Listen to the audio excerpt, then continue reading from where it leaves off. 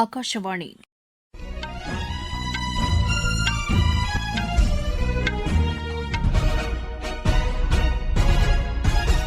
செய்திகள் வாசிப்பவர் வடிவழகி கபிலன். தலைப்புச் செய்திகள்: நாட்டின் முதலாவது ஹைட்ரஜன் ரயில் சேவையை பிரதமர் திரு நரேந்திர மோடி இன்று ஹரியானா மாநிலம் ஜிந்தில் தொடங்கி வைத்தார். ஹோர்முஸ் நீரிணை வழியாக செல்லும் கப்பல்களில் இந்திய மாலுமிகளை பணியமர்த்த வேண்டாம் என்று இந்திய கடல்சார் நிர்வாக தலைமை இயக்குநரகம் உத்தரவிட்டுள்ளது. சர்வதேச நீதி தினம் இன்று கடைபிடிக்கப்படுகிறது. அமெரிக்க தேர்தலில் சீனாவின் தலையீடு உள்ளதாக அதிபர் திரு டொனால்டு ட்ரம்ப் குற்றம் சாட்டியுள்ளார். ஜப்பான் ஓபன் பேட்மிண்டன் போட்டியில் இந்தியாவின் பி.வி. சிந்து அரையிறுதிக்கு முன்னேறியுள்ளார். இனி விரிவான செய்திகள்.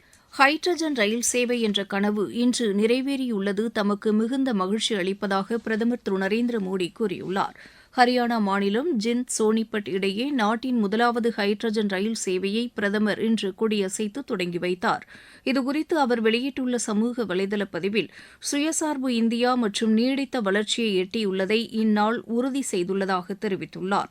ஹைட்ரஜன் ரயில் திட்டத்தை கொண்டு வருவதற்காக பாடுபட்ட பொறியியல் வல்லுநர்கள், பணியாளர்கள் மற்றும் அனைத்து தரப்பினருக்கும் தமது மனமார்ந்த வாழ்த்துக்களை தெரிவிப்பதாக அவர் கூறியுள்ளார்.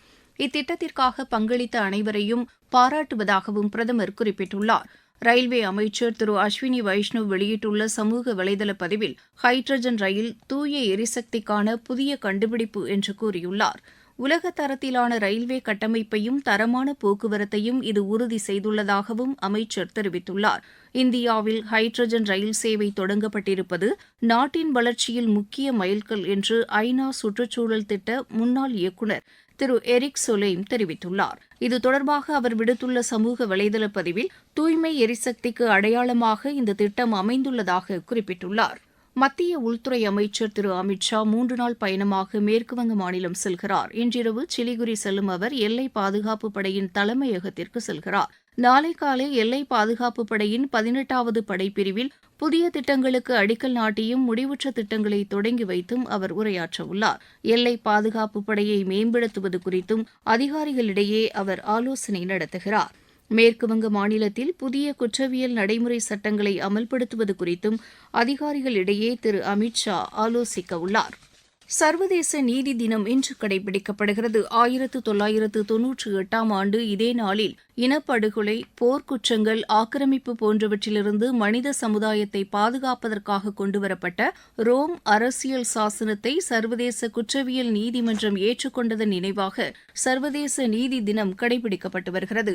இந்நாளையொட்டி மத்திய சட்டம் மற்றும் நீதித்துறை அமைச்சர் திரு அர்ஜுன் ராம் மெக்வால் வெளியிட்டுள்ள சமூக வலைதள பதிவில், நீதி, சமத்துவம் மற்றும் நல்லிணக்கம் கொண்ட சமுதாயத்தை கட்டமைக்க உறுதி ஏற்போம் என்று குறிப்பிட்டுள்ளார். அனைவருக்கும் சமவாய்ப்பு கிடைக்கப்பெற வேண்டும் என்றும், நேர்மையான சமூக கட்டமைப்பும் மனித மாண்புகளும் கொண்ட சமுதாயம் உருவாக வேண்டும் என்றும், அனைவருக்கும் பொதுவான நீதி கிடைக்கப்பெற வேண்டும் என்றும் திரு அர்ஜுன் ராம் மெக்வால் தெரிவித்துள்ளார். நாடாளுமன்ற மழைக்கால கூட்டத்தொடரை ஒட்டி அனைத்துக் கட்சிக் கூட்டம் வரும் ஞாயிற்றுக்கிழமை நடைபெறவுள்ளது. மழைக்கால கூட்டத்தொடர் வரும் திங்கட்கிழமை முதல் அடுத்த மாதம் 13ஆம் தேதி வரை நடைபெறவுள்ள நிலையில் அவையை சுமூகமாக நடத்துவது குறித்து மத்திய அரசு தரப்பில் ஆலோசனை நடத்தப்பட உள்ளது. இந்த கூட்டத்தொடரில் முக்கிய மசோதாக்களை நிறைவேற்ற மத்திய அரசு முயற்சிகளை மேற்கொண்டு வருகிறது. ஹோர்முஸ் நீரிணை வழியாக செல்லும் கப்பல்களில் இந்திய மாலுமிகளை பணியமர்த்த வேண்டாம் என்று கப்பல் உரிமையாளர்கள் மற்றும் நிர்வாகத்தினருக்கு இந்திய கடல்சார் நிர்வாக தலைமை இயக்குநரகம் உத்தரவிட்டுள்ளது. வளைகுடா நாடுகள் மண்டலத்தில் நிலவும் அசாதாரண சூழ்நிலையை கருத்தில் கொண்டு மறு உத்தரவு வரும் வரை இதனை கண்டிப்பாக பின்பற்ற வேண்டும் என்று அறிவுறுத்தப்பட்டுள்ளது. பிற நாட்டு கொடியுடன் வர்த்தக பயன்பாட்டிற்காக இயக்கப்படும் கப்பல்களின் மீது அண்மையில் நடத்தப்பட்ட தாக்குதலின் போது இந்திய மாலுமி உயிரிழந்த சம்பவத்தையும் அது சுட்டிக்காட்டியுள்ளது. இந்திய மாலுமிகளின் பாதுகாப்பிற்கு முன்னுரிமை அளிக்கும் வகையில் ஒத்துழைப்பு தருமாறு கப்பல் உரிமையாளர்களை இந்திய கடல்சார் நிர்வாக தலைமை இயக்குநரகம் கேட்டுக் கொண்டுள்ளது. நீங்கள் கேட்டுக்கொண்டிருப்பது ஆகாஷவாணியின் செய்தி அறிக்கை. நேயர்களே, சென்னை அகில இந்திய வானொலியின் மாநில செய்திப் பிரிவு வழங்கும் சுழல் விளக்கு சனிக்கிழமை தோறும் காலை 7 மணிக்கு ஒலிபரப்பாகிறது. நடப்பு நிகழ்வுகளின் கட்டுரை வடிவிலான இந்த பகுதியில் நாளை இடம்பெறுகிறது, வளர்ச்சிக்கு உத்வேகம் அளிக்கும் இங்கிலாந்துடனான தடையற்ற வர்த்தக ஒப்பந்தம் குறித்த ஒரு பார்வை. பிரதான அலைவரிசையில் ஒலிபரப்பாக உள்ள இந்த நிகழ்ச்சியை கேட்க தவறாதீர்கள்.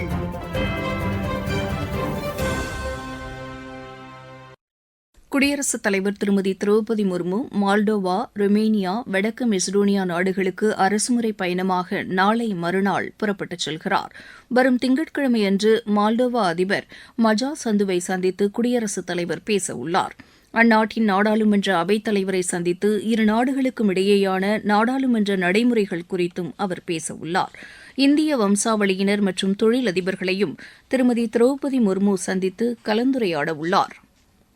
மக்கள் தொகை கணக்கெடுப்பின் ஒரு பகுதியாக இணையதளம் வாயிலாக மக்கள் தங்களது விவரங்களை பதிவு செய்யும் நடைமுறை தமிழகத்தில் இன்று தொடங்கியது.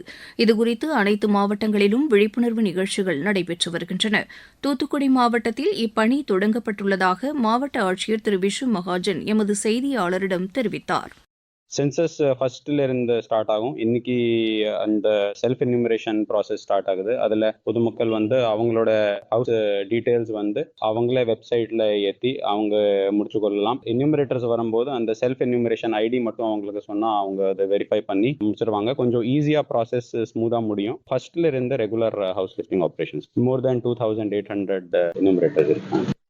உலக புகழ்பெற்ற பூரி ஜெகநாதர் ரத யாத்திரை நேற்று தொடங்கியுள்ள நிலையில் இரண்டாவது நாளாக இன்றும் தொடர்ந்து நடைபெற்று வருகிறது. பூரி ஜெகநாதர், பாலபத்ரா, தேவி சுபத்ரா, சுதர்ஷன் ஆகியோர் எழுந்தருளியுள்ள ரதங்களை லட்சக்கணக்கான பக்தர்கள் தரிசித்து வருகின்றனர். மேற்குவங்க மாநிலம் முர்ஷிதாபாத்தில் இன்று காலை நேரிட்ட விபத்தில் 4 மாணவர்கள் உயிரிழந்தனர். பள்ளி மாணவர்களை ஏற்றிச் சென்ற வேன் கோவிந்தபூர் என்ற இடத்தில் ஆளில்லா ரயில்வே லெவல் கிராசிங்கை கடக்க முற்பட்டபோது ரயில் மோதியதில் இந்த விபத்து ஏற்பட்டது. இந்த விபத்தில் காயமடைந்த மேலும் 4 மாணவர்களும் வேன் ஓட்டுநரும் மருத்துவமனையில் சேர்க்கப்பட்டுள்ளனர். பாகிஸ்தானில் உள்ள ஜெய்ஷ் இ முகமது தீவிரவாத அமைப்புடன் தொடர்புடைய 5 பேரை குஜராத் மாநில தீவிரவாத தடுப்பு பிரிவினர் கைது செய்துள்ளனர். இவர்கள் பத்தான் மாவட்டத்தில் உள்ள காதியால் கிராமத்திலிருந்து செயல்பட்டு வந்தது விசாரணையில் தெரியவந்துள்ளது. ஜம்மு ஸ்ரீநகர் தேசிய நெடுஞ்சாலையில் அமர்நாத் யாத்ரீகர்கள் சென்று கொண்டிருந்த பேருந்து தீப்பிடித்து விபத்துக்குள்ளானதில் அதில் பயணம் செய்த 47 யாத்ரீகர்களும் அதிர்ஷ்டவசமாக உயிர் தப்பினர்.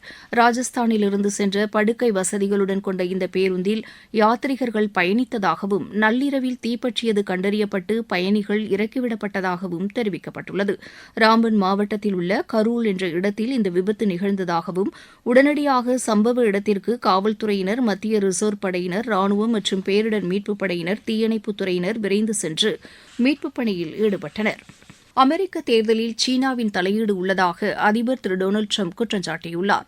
தொலைக்காட்சி ஒன்றுக்கு அவர் அளித்த பேட்டியில் அமெரிக்க அதிபரின் தலைமைக்கு எதிரான பிரச்சாரத்தை அந்நாடு மேற்கொண்டிருப்பதாகவும் கோடிக்கணக்கான அமெரிக்க வாக்காளர்களின் தகவல்களை சீனா சட்டவிரோதமாக சேகரித்து வருவதாகவும் குறிப்பிட்டார். இந்நிலையில் அமெரிக்க தேர்தல் பாதுகாப்பு தொடர்பான அனைத்து ஆவணங்களையும் உடனடியாக சரிபார்க்க வேண்டும் என திரு ட்ரம்ப் உத்தரவிட்டுள்ளார்.